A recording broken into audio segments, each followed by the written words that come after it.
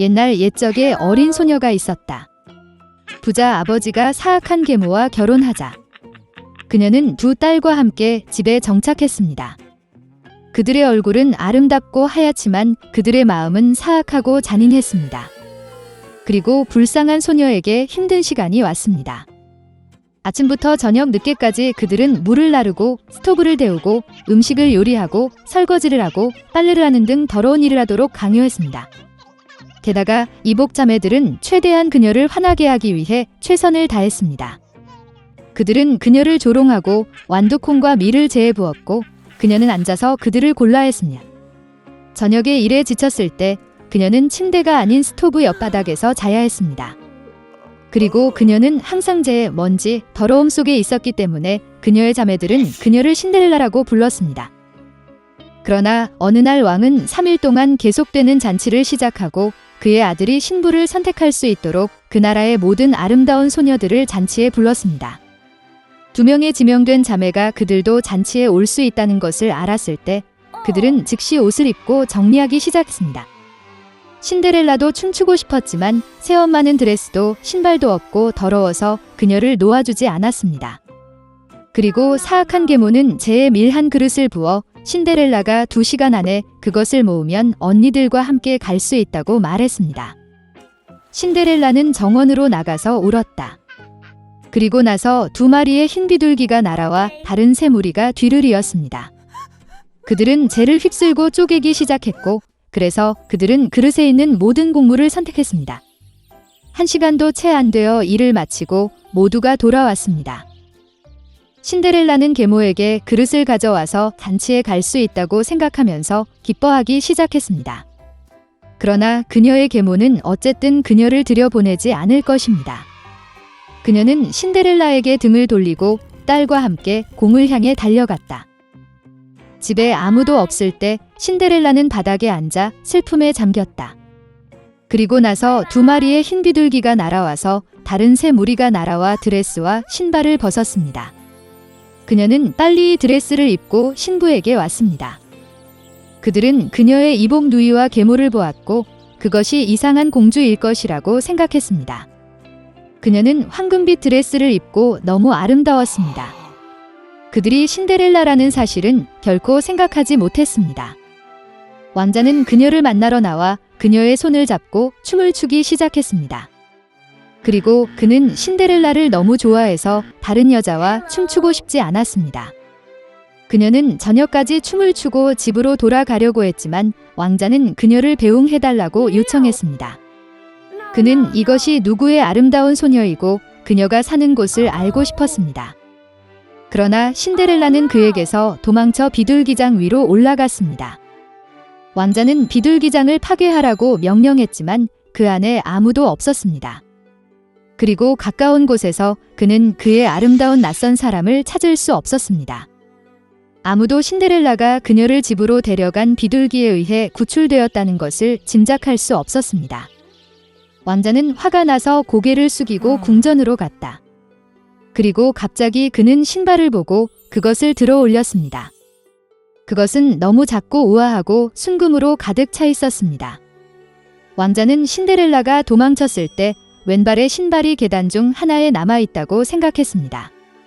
왕자는 기뻐했고 이 신발의 여주인과 신발이 어울리는 사람을 찾으라고 명령했습니다. 그는 그 신발과 결혼할 것입니다. 부모는 무도회에서 돌아왔고 신데렐라가 제 위에 셔츠를 입고 잠들어 있고 난로 옆에 희미한 불빛이 켜져 있는 것을 보았습니다. 2 자매는 내일 금색 구두를 입을 만큼 운이 좋기를 바라면서 방으로 갔다. 다음 날 왕자는 집에 와서 장래의 아내의 신발을 신어보고 싶은 사람은 모두 나와야 한다고 말했다. 2 자매가 나왔고 계모는 신데렐라를 집에 가두고 그녀를 내보내지 않았습니다. 언니는 작은 신발을 입었습니다. 여동생이 입어보았습니다. 신발이 좋습니다. 왕자는 곧 떠날 뻔했지만 신데렐라는 창밖으로 나와 그에게 달려갔다. 그리고 그녀는 신발을 신었고 그것은 그녀에게 딱 맞았습니다. 왕자는 그녀의 눈을 들여다보았고 그가 춤을 추는 아주 아름다운 소녀를 그녀에게서 알아차렸습니다. 그는 신데렐라를 데리고 그녀를 말에 태우고 그녀와 결혼식을 하기 위해 탔습니다. 그리고 그는 자매들과 계모들에게 그들의 집에 갇히고 결코 그곳에서 내보내지 말라고 명령했습니다. 이것이 그들이 악의와 속임수로 처벌받은 방법입니다. 한데 도시에는 이웃에 2명의 가난한 아이들이 살았습니다. 카이와 게르다는 남매처럼 서로를 사랑했습니다. 부모님은 그들이 지붕에서 서로 가서 장미 아래 벤치에 앉아 방문하도록 허용했습니다. 따뜻한 계절에는 이곳에서 다양한 게임을 발명했고, 겨울에는 따뜻한 난로 옆에 앉아 할머니가 자주 하시는 놀라운 이야기를 듣는 것을 좋아했습니다. 한 번은 아이들이 그림책을 보고 있을 때 카이는 눈과 마음을 찌르는 것을 느꼈습니다. 이것은 강력한 여인인 눈의 여왕의 거울 파편이었습니다. 그 이후로 소년의 행동은 극적으로 변했습니다. 그는 화를 내고 무례하고 잔인해졌습니다. 어느 날 카이는 터보건에 갔지만 돌아오지 않았습니다. 게르다는 카이의 실종 사실을 알았을 때 오랫동안 울었다. 하지만 그녀는 카이가 살아있다고 확신했기 때문에 그를 찾기로 결정했습니다. 오랫동안 거더는 숲과 들판을 걷다가 꽃에 묻힌 멋진 집을 발견했습니다. 안주인이 그녀에게 나왔습니다. 그것은 큰 밀짚 모자를 쓴 늙고 오래된 마법사였습니다. 노파는 게르다를 정말 좋아했기 때문에 불쌍한 소녀를 홀리게 하여 영원히 함께 떠났습니다. 거더는 여행의 목적을 잊고 친절한 여주인의 멋진 정원에서 많은 시간을 보냈습니다. 우연히 장미를 보고 카이를 기억하고 마법에서 깨어나면 길을 갔다. 도중에 거더는 크고 똑똑한 까마귀를 만났습니다. 그는 그 소녀에게 결혼을 앞둔 공주를 안다고 말했고, 그녀의 약혼자는 카이와 매우 흡사해 보였다. 까마귀는 게르다를 데리고 가기로 했습니다.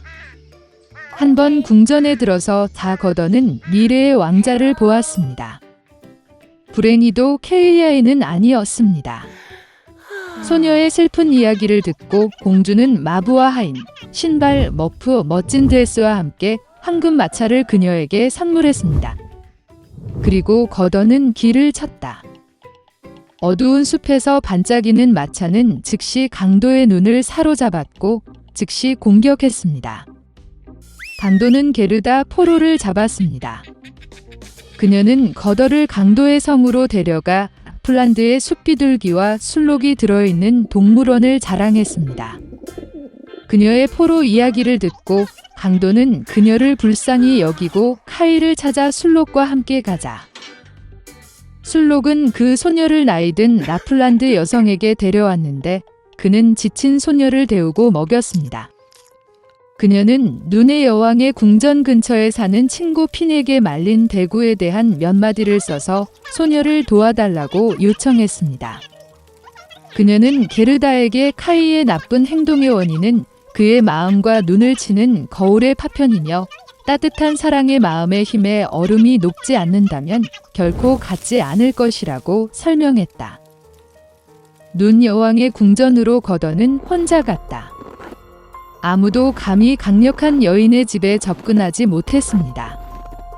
그녀는 매우 춥고 무서웠습니다. 성에서 자신을 발견한 거더는 그가 얼마나 춥고 황량하고 죽었는지 놀랐습니다. 곧 그녀는 완전히 파랗게 변하고 추위에 거의 검게 변한 카이를 발견했습니다. 소녀는 구석에 앉아 빙원에서 영원이라는 단어를 배치하려고 했습니다. 이 경우 그는 전 세계와 눈의 여왕의 선물로 새 스케이트 한 쌍을 받았을 것이기 때문입니다. 게르다는 카이에게 달려가 그를 꽉 안고 울었다. 그녀는 뜨거운 눈물로 소년의 마음에 박힌 가시를 녹였다. 집어든 카이도 울기 시작했고 두 번째 조각이 눈물과 함께 그의 눈에서 흘러나왔다. 그들은 서로 만나서 얼마나 기뻤습니까? 그러나 기뻐할 시간이 없었습니다. 눈의 여왕이 돌아오기 전에 그들은 얼음 궁전에서 나와야 했습니다. 카이와 게르다는 마침내 눈의 여왕의 왕국에서 나왔을 때 그들은 서둘러 집으로 돌아갔다. 돌아오는 길에 그들은 거더의 수색을 도운 모든 친구들을 만났습니다.